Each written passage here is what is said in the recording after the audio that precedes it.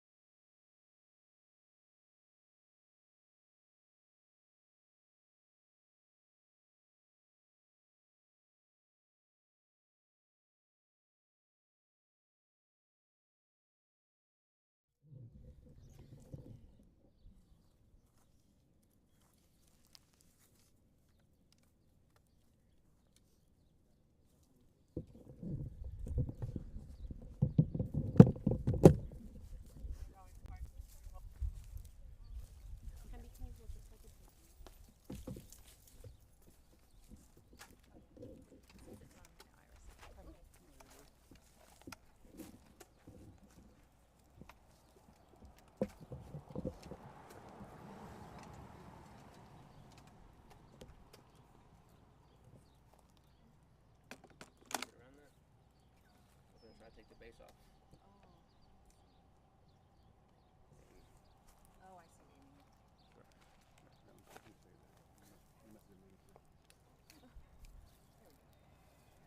You just pull it? Yeah.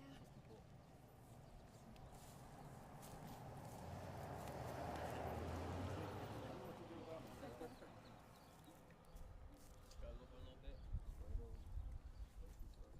I would have helped. Oh, I And appreciate it. we tried to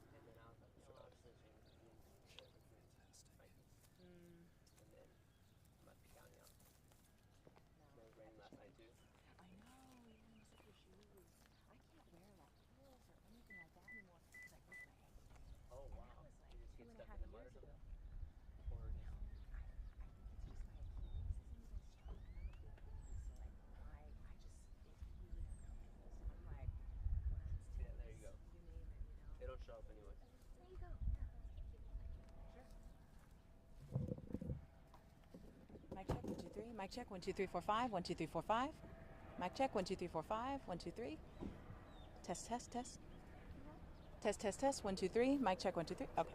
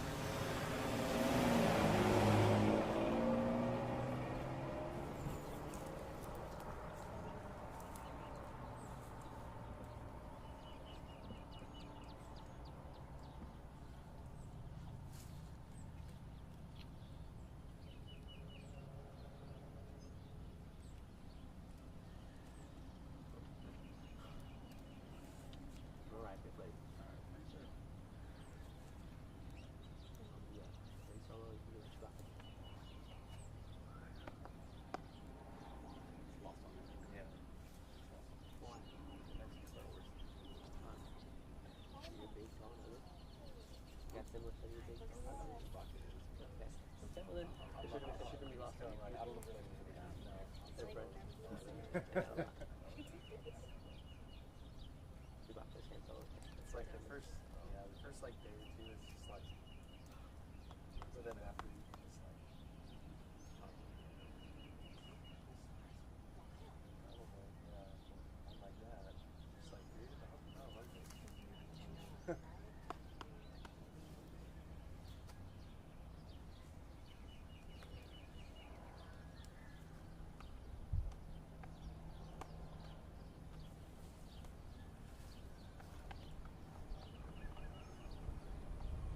Earlier, one of those goats was like going off, and I was like, is that somebody yelling for help? I was like, I like double take it.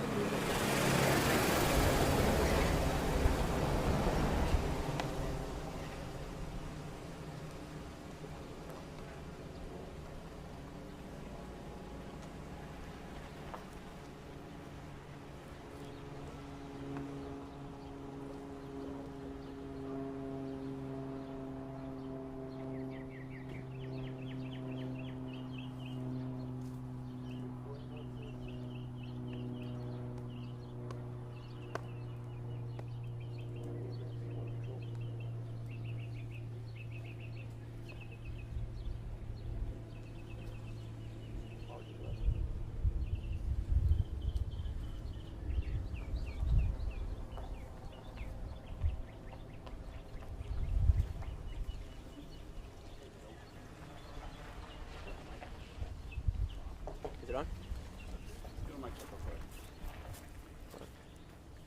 Mic check, mic check, mic check. 1, 2, 3. You're about his height. Should have worn the boot. Should have worn the boot. Have your, No, not that I can think of. Actually, no, they're beat up. Ones who keep the rodeo cook off and everything else. Yeah. So, yeah. They have.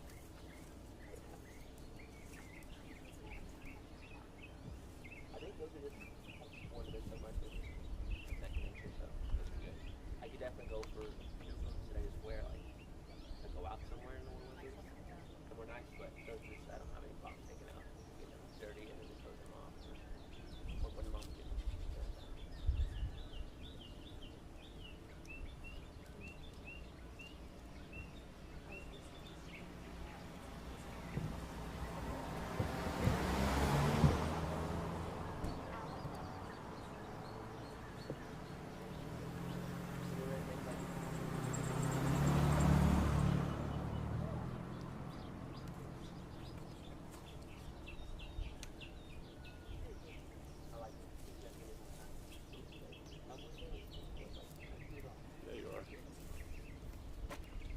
Good afternoon, everybody.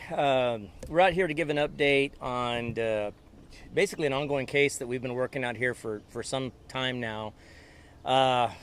This afternoon, as part of our ongoing operations out here off of Briggs Road, there's been an ongoing concern with an increase in violent crime, trafficking activity, smuggling activity, stolen vehicles, and today we've got basically all of the above yet again.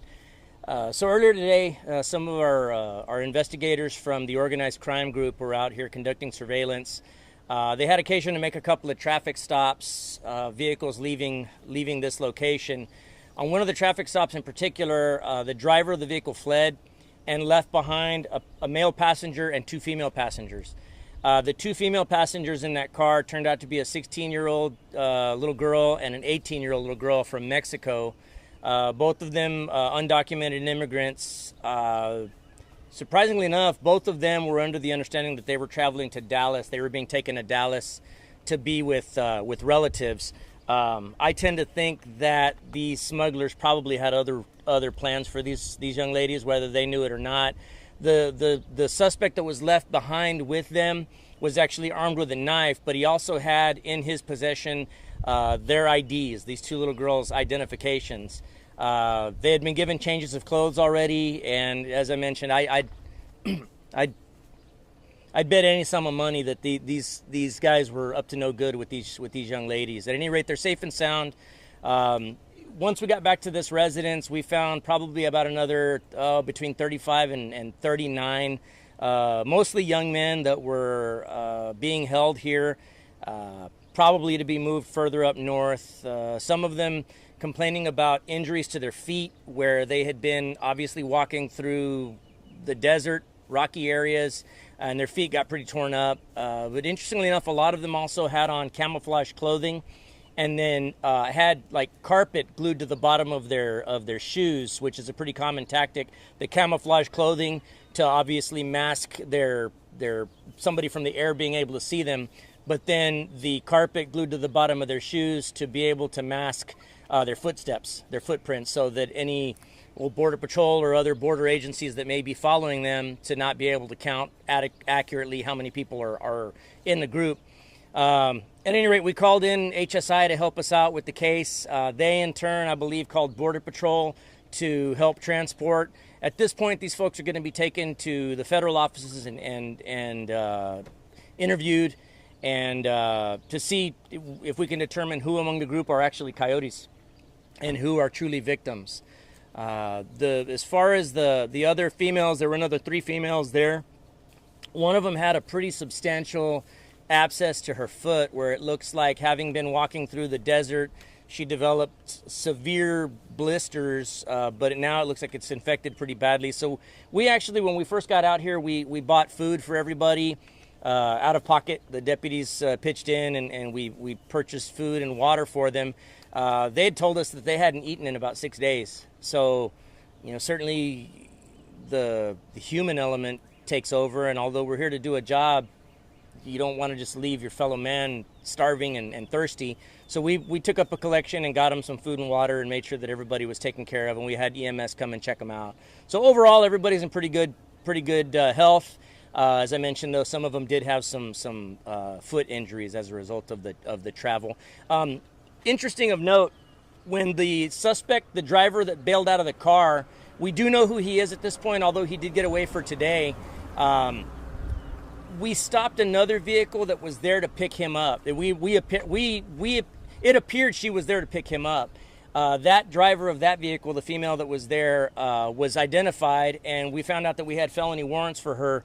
You all may recall that in February of 2021, during the big snowstorms, we actually seized a tiger not too far from here that was being kept in inhumane conditions in freezing weather. This young lady is the one that was in possession of that tiger. We later ended up naming that tiger Elsa, and she's at a wildlife sanctuary up in North Texas now. But that young lady, and we'll get you her name here shortly, was actually wanted for felony charges for torture of that tiger. The other gentleman that absconded and is still out of custody also has felony warrants. We'll also get you his information, but his felony charge, also stems from that same animal cruelty case involving the big cat. Spanish? Do we have Spanish sound? Okay. Esta tarde nosotros estábamos trabajando acá por asuntos de crimen organizada, delitos violentos, carros robados y traficando y contrabando de seres humanos en esta área. Nosotros paramos un carro que se fue de esta casa. Ese carro fue encontrado, un hombre huyó a pie de ese carro, el chofer huyó a pie, y aunque no se encuentra ahorita, sabemos quién es.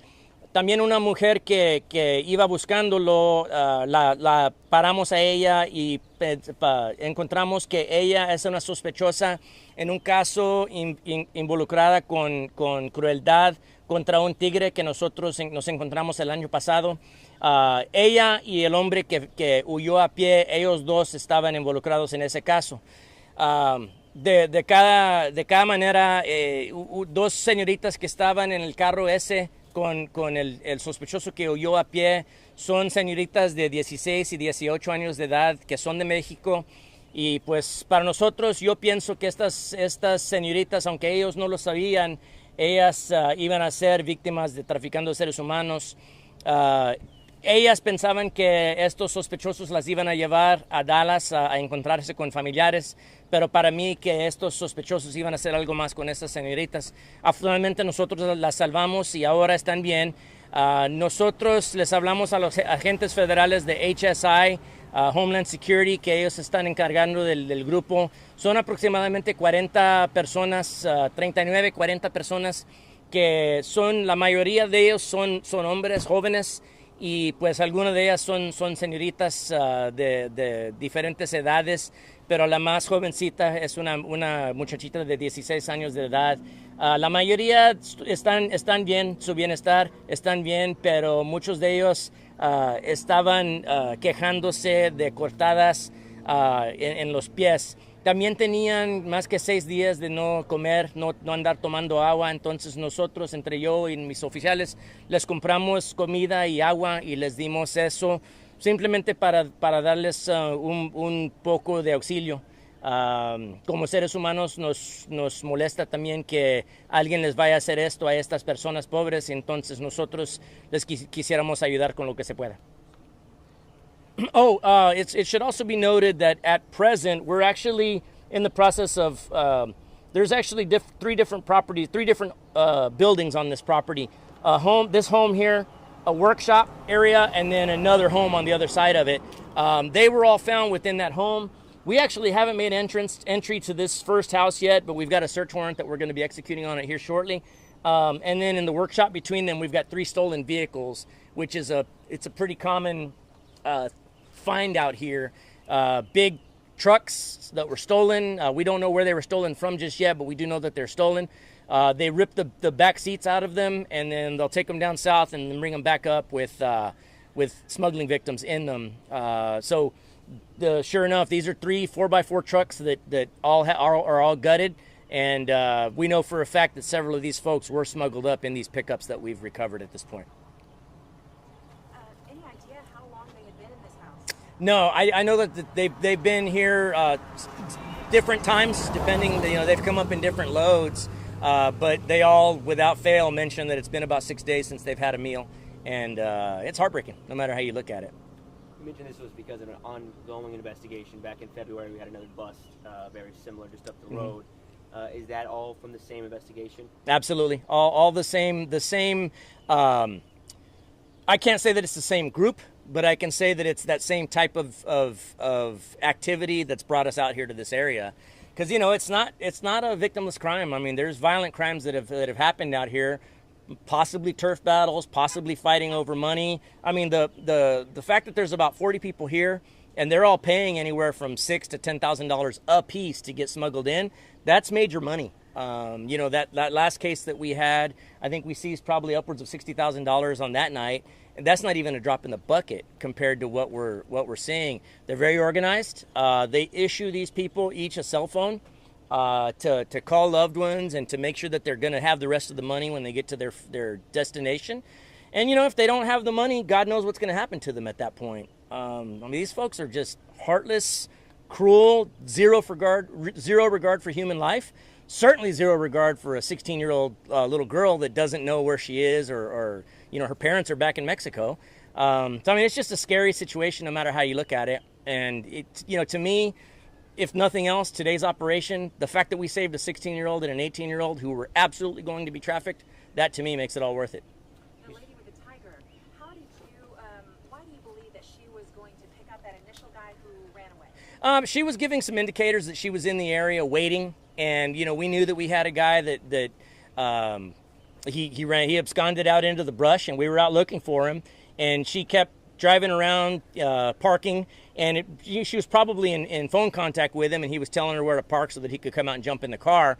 So knowing that those are some common indicators, we stopped her on a traffic stop for probable cause, found out that she was the person that had the felony warrants for cruelty toward the tiger, and then of course put 2 and 2 together. We believe that the man that's still at large is the other suspect from that tiger case. So we'll catch up to him at some point. Sure, if anybody else, involved in this. I mean, I know that the person that you're looking for, but was anybody, apprehended here at the property? Or? Well, we've got several arrests now that are within the group. They do a good job of trying to blend in with the victims, right? So we don't know who the coyote is and who the victims are. But fortunately, we do a pretty good job of talking to the victims, and they point out to us in many cases who's who. And so they can't hide forever. And of course, they'll be the ones facing the charges. The victims will be treated like victims. You know, at this point, we try to figure out how much money were you taken for to this point. And then I know that the federal government has certain things that they do with them. That's kind of beyond our control. All we can do at this point is maintain security for the federal agents now while they do their job. We are going to be executing these other 2 warrants, so it's quite possible we might find more people. We may find cash, we may find guns, we may find drugs, more stolen cars. I just don't know yet. So we're going to be out here for probably the better part of the evening. You said what sparked the other investigation was odd or rare violent crime in the area. Yeah. Can you kind of talk about what that was? Yeah, so we've had a series of shootings. We've had some running gun battles out here. I mean, stuff that... We're out here in the sticks, man. I mean, it's a very rural area and very quiet area. You know, a lot of the folks that have lived out here for a long time, and they've never seen it like this. So to see just a sudden uptick, and not just an uptick, a dramatic uptick in violent crime all of a sudden where there was none before, obviously that gives off it puts out some smoke, right? Where there's smoke, there's fire, which led us out here. And obviously I think what's at the root of this is not just human smuggling, but probably also some drug smuggling in the process. And you know, anywhere where there's that much money to be made profiting off of human misery, people are going to get greedy and want to take over each other's turf. And so yeah, they're out here killing each other off every chance they get. And so, you know, we're out here to certainly try to keep that violent crime in check, but here's what we're finding in the process. And not to mention, you know, stolen cars out of different parts of San Antonio, different parts of Bexar County, which continues to be an issue. Right now, I can tell you, you know, big trucks, stolen trucks, this is what they're being used for most of the time. If you've had a truck stolen here locally, this is probably where it's ending up in an operation very much like this. Probably not far from here, you know. So we're going to stay out here. We're going to continue to work on this. He's forcing entry to the residence.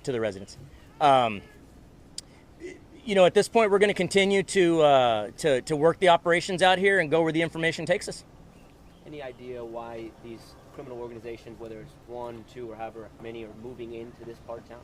I mean, you know, they want to try to hide, you know, hide in plain sight, as it were. And so, you know, driving down the street, you got to kind of figure out, hey, who is a homeowner that's just lived on a family ranch for years and years and years, and who's a brand new tenant that's actually a human smuggler. We don't know, you know, until we follow the information. So my guess is that they want to blend in among the majority of folks out here that are just good people that love living out in the country and love this kind of life and have lived out here for generations and generations.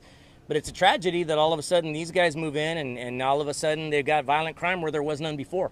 So we want those folks to know that we're not going anywhere. We're going to keep on hitting these guys and taking them to jail and taking their cars and taking their stolen vehicles and taking their victims away from them and rescuing their victims and taking their money and their dope and whatever else we can until they get tired of being around here wreaking havoc on this area. Sheriff, the 2 young girls, the ones where you found their IDs, any indication where they were from, where most of these immigrants were from? Those 2 young ladies were from San Luis Potosí, is what they told me. I asked them if they were victims of anything while they were here during those days, and they assured me that they were not.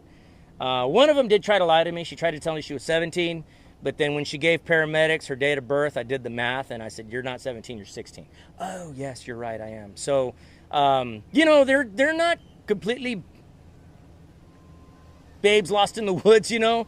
I think they were still being a bit naive about what was eventually going to happen to them. They may not have known, but again, I'd venture to say these guys had ulterior motives for them, for sure. They weren't taking them to meet with any relatives at all. Yes, sir. Sheriff, just can you give us kind of like maybe an age range of like everybody else that was found in the house? I mean, I know these teenagers, but you know, what was... So most of them are young men, probably between the ages of 17, 18, up into their 30s. I saw some folks in there that are in their 30s.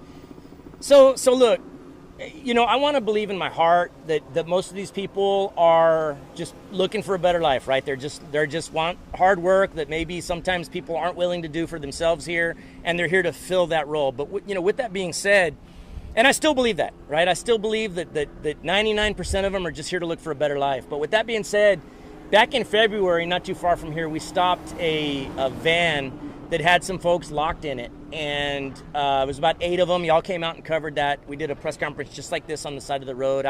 Pearsall Road, I believe, was where that one was. We did a search of those guys' phones, and on one of them, we found quite a few images of child pornography on that guy's phone. He's a pedophile. And here he was. We just thought he was another one of these young guys looking for work, but he's a pedophile, and he's here in this country. I don't know what the answer is. I wish I knew. I wish I knew out of those 40, which of them are just good, hardworking people and which of them are dangerous. I don't know. I tell you right now, it's going to take a lot more people, a lot smarter than me, to figure that out. In the meantime, we're left with cleaning it up, which we'll absolutely do. It's our job, especially to the homeowners out here that just want to live a peaceful life and not put up with this kind of crap, for lack of a better word. We're here for them. We're here for them. But yeah, I don't know what the answer is over here. But I do know that even though 99% of them are just good, hardworking people, there's some within them that are just not. They just are not. And, we hope to figure it out before they become more problematic to our society. Okay? At this point, Sheriff, I know you're going to go look through the house with no Yes, sir. weapons or anything like that you found up to now? So far, no firearms. The gentleman that was with the little girls was armed with a knife. I don't know that he threatened them with it, but he was armed with a knife. We did find one police nightstick, very similar to this one that I carry here. Probably, if I had to venture a guess, it was probably in one of these vehicles when it was stolen. Quite frequently, they'll target law enforcement officers' vehicles to try to get what they know is in those sometimes. And so, but no weapons as of now. But in this house here, we don't know what we're going to find at this point. No drugs either? No drugs yet. No, sir. ¿Cómo llegaron los muchachos a manos de esas personas? Nosotros paramos un carro que el chofer de ese carro huyó a pie y dejó un pasajero de enfrente y dos señoritas que estaban en el asiento de atrás. Las señoritas se encontró que ellas eran dos jóvenes de 16 y 18 años de edad. Ellas dos vienen de San Luis Potosí. Y aunque ellas me dicen que no las maltrataron y que ellas las iban a llevar para visitar o para dejarlas con unos parientes que están en Dallas, para mí que estos sospechosos tenían otros planos por esas señoritas. Y pues afortunadamente nosotros tuvimos la chance de rescatarlas antes de que algo les hubiera pasado a estas señoritas. La mayoría de esta gente vienen aquí nomás a buscar vida mejor que lo que tienen en otros países. Y pues aunque sabemos que la mayoría de ellos son gentes así, también sé que hay otros sospechosos escondidos dentro de ellos que también quieren venir para acá para cometer otros delitos. Sabemos que en otro grupo que nosotros pescamos hace unos cuantos meses, que eran 8 personas. Una de estas personas tenía pornografía de niños en su teléfono cuando lo arrestamos. No nos dimos cuenta que hasta que ya lo habían mandado para México. El sospechoso ese todavía no se encuentra. Tiene órdenes por su arresto por la pornografía, pero ahora no se sabe. Los agentes federales lo soltaron en México en ese tiempo, pero ahora no se sabe si todavía está allá en México o si ya regresó para atrás para los Estados Unidos. Pero hay chance que esté aquí y es fugitivo con esos cargos de pornografía contra niños. Gracias. Okay, thank you guys.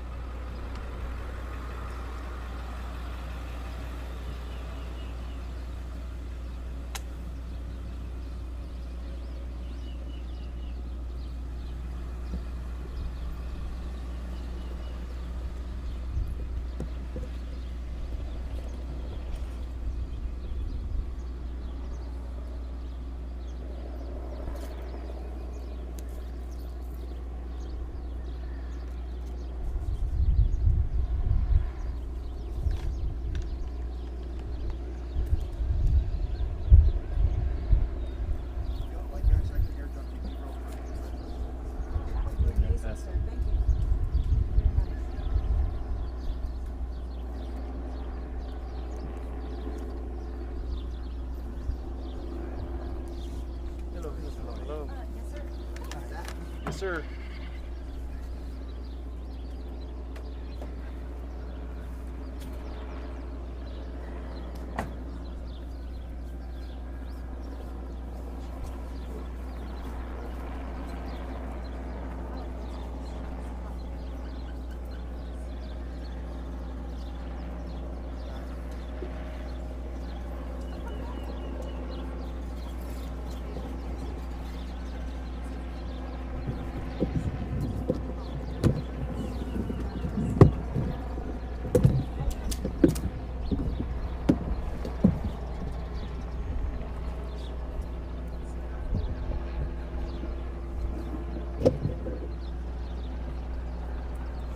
Kind of.